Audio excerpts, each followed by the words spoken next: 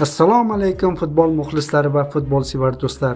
O'zbekiston va dunyomizda ro'y berayotgan eng so'nggi va qiziqarli xabarlar bilan ushbu kanal o'z ishini boshlaydi. Agar siz kanalda yangi bo'lsangiz, albatta obuna bo'ling. Xabarlardan birinchilar qatorida xabardor bo'lish uchun qo'ng'iroqchani bosib qo'ying. Bizni qo'llab-quvvatlash uchun ushbu videoga like bosishni unutmang. Bugun Turkiya Superligasida qiziq to'qnashuv. Istanbul Başakşehir o'z maydonida Galatasarayni qabul qiladi.